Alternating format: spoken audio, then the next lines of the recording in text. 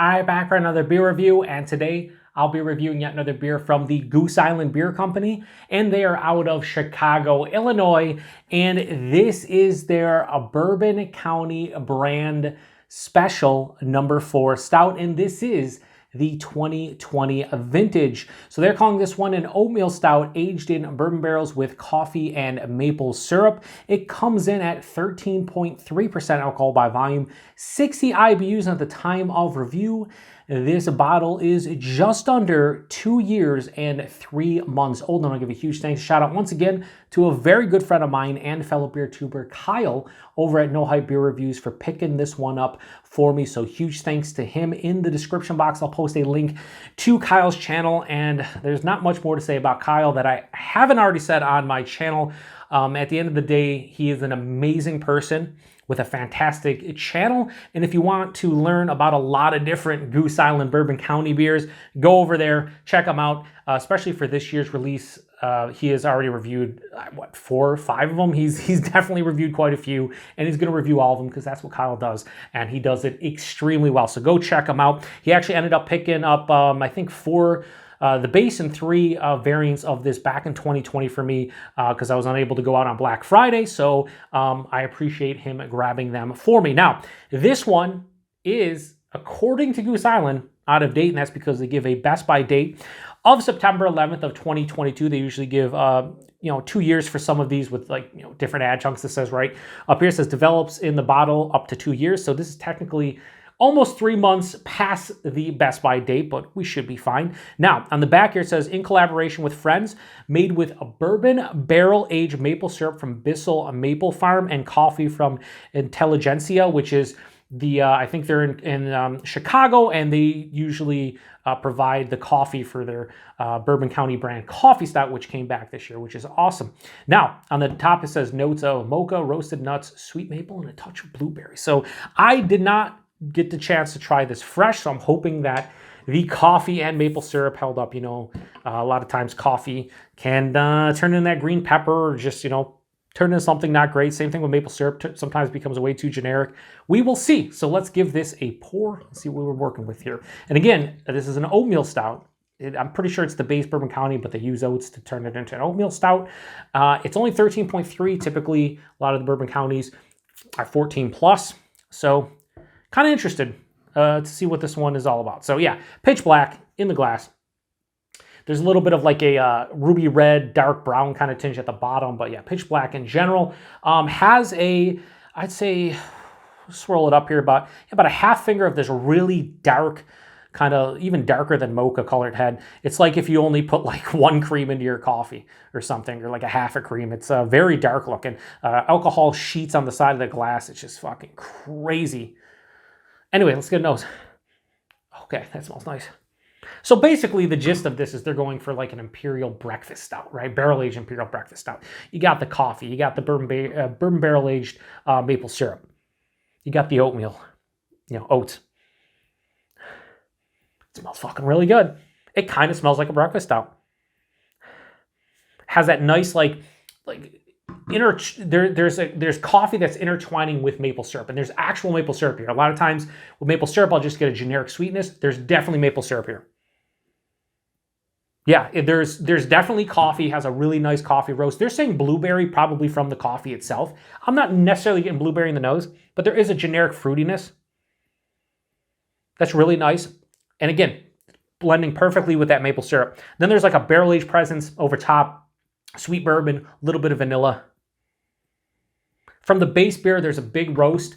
There's some chocolate notes as well. So this is hitting everything that it has like that mocha vibe, which they said. Caramel, maybe brown sugar, sweeter kind of malt notes. It definitely smells rich and sweet. Doesn't smell too sweet, but a little bit past, like it's decadent, but like in between of whether this is going to be cloying or not, I'm kind of wrestling with the nose. It's like, is it going to be too sweet? Molasses. Definitely molasses in here. Oh, there's the blueberry. Hang on. Oh, that's cool. I shit you not, I'm getting blueberry now. That last swirl. Like chocolate-covered blueberries to me. Listen, this is past the best by date technically. I didn't have it fresh. It smells fucking dynamite. Let's get into it. Cheers, everyone. Thanks again, Kyle.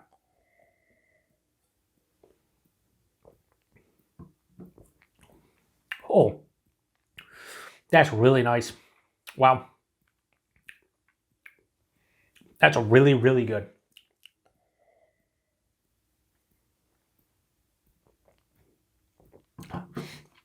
Body and mouthfeel on this are fucking dynamite. Probably because of the oats. It has like a medium full body. Like it has a nice thick kind of almost syrupy density to it. The mouthfeel itself is very smooth and creamy. It's not like overly soft, but man, is it smooth and creamy, and I'd imagine those oats are playing their role to perfection. The taste, the nose carries over to some degree. I'm getting more of that chocolate-covered blueberry in the taste, more so than the nose. Like the last couple sniffs as I swirl around, it's like, oh, blueberry, and then chocolate-covered blueberries. Now I'm getting chocolate-covered blueberries in the taste, right at the tip of the tongue. Passes through right after that. Roasted malt, almost charring, like almost burnt malt, but not quite to that level. Big charring kind of roast character. Then it just turns into that coffee, and the coffee is riding on top of this other like chocolate, like a sweeter chocolate, like a milk chocolate. So almost, you know, getting mocha vibes. So chocolate covered blueberry into like a roasted / charred malt into mocha. As it continues on, the maple syrup hits like almost halfway through the palate.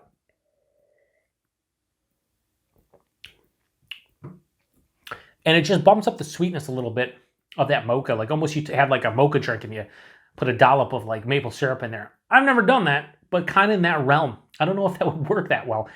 In this beer, it does. Outside that blueberry is a little bit of like a raisin, date, plum, kind of like dark stone fruit underneath the palate. Molasses as well. Not as big on that brown sugar, caramel, toffee thing that a lot of times I get with Bourbon County. Second half of the palate, the bourbon kind of hits. It's vanilla. It's like a peppery bourbon, but then it transitions into like sweet, so it's like a sweet peppery bourbon. Vanilla, there is like an oak tannin thing, and I've mentioned in some recent reviews, like oak tannin isn't my favorite tasting note.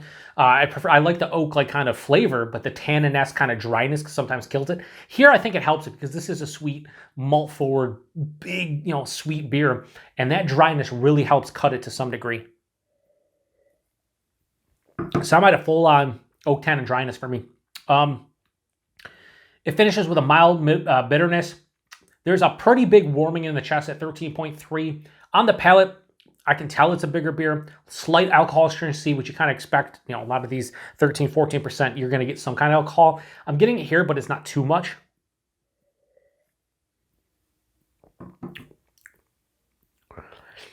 What I like about this is that it is a big, complex, sweet beer. I'm picking up on the adjuncts in here, the coffees here. You know, that blueberry note from the coffee itself. There's the maple syrup, which is present, and it's not just a generic kind of sweetness. Then on top of that, you get in the barrel. The oatmeal is providing that great, smooth, creamy mouthfeel.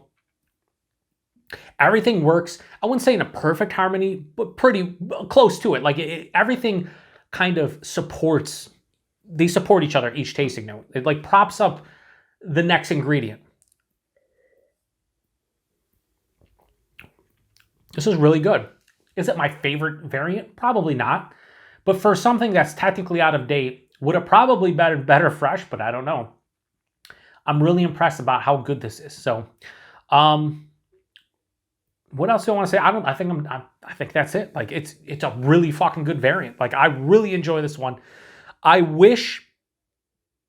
What do I wish to make this better? I don't know. I don't know if it could be better. Like it probably could be. You know, maybe something that would blow me out of the water. Maybe if the coffee was a little bit more intense. I don't know though. I mean, I really don't. I'm trying to think. Like, is there anything that really could change with the beer to just make me give it a 5 out of 5 and go nuts? I don't think so. I think what I'm drinking though is delicious. It's just not my favorite variant of all time. I know this might blow some people's minds, but I actually like the Kentucky Fog that I reviewed a couple weeks ago better than this. Yeah, I know. Settle down. Settle down. No, do not punch your screen. You're just gonna break it. This is not as good as that one for me. Just settle down.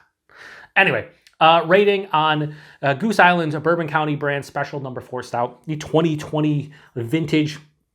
I have absolutely no issues giving this a low 4.5 out of 5. I'm going to go 4.4 out of 5. I think that's where this lands. I don't think I could go much higher on it. Everything's hitting like I think it should. It's just, yeah, it's a 4.4 out of 5. And I never thought I'd be sitting here apologizing for a 4.4 out of 5, but that's a fucking great score. And it's just, again, not one of my favorite variants, but a 4.4 indicates the quality. Price point availability, again, this was available 2 years ago, back, on Black Friday of 2020.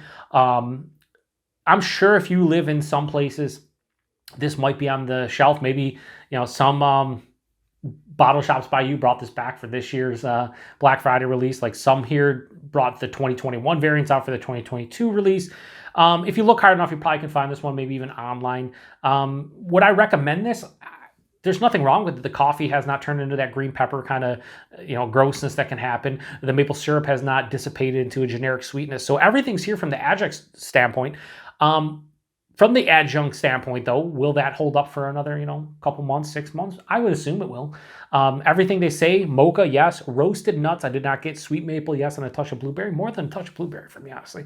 Yeah, everything is pretty much held up for the most part. So if you see this one, you can grab it and it's, a decent price. I would pick it up, which brings me to price point. I don't remember what I paid for this one. I just know Kyle got me the four bottles, and they were like $70 combined. So this was probably like $20 to $25 for the variant. That would be I think the base is typically 12, 13, and then get me 3 variants. So if you take 70 minus 13, you're looking at 57. You divide that by 3. Yeah, that makes sense. Probably around $20, maybe 22 or something like that. But I have nothing else to say about this one. Post in the comment section. Let me know if you've had this one before. Did you drink it fresh? Have you drank a bottle recently? Did you like it more fresh? Did you like it more aged? Where did you lie? Again, I think this is a great variant. Not my favorite, but it's really fucking tasty. And I love that the adjuncts are still present, which doesn't happen a lot of times when you're drinking a beer over 2 years old. So yeah, gonna shut it down. Appreciate everybody stopping by for another beer review here on the Beer Patrol. Thanks again to Kyle. Go check out Kyle. Like I said, fantastic dude. And if you want to know about this year's variants, definitely go check them out. Till the next one. Cheers.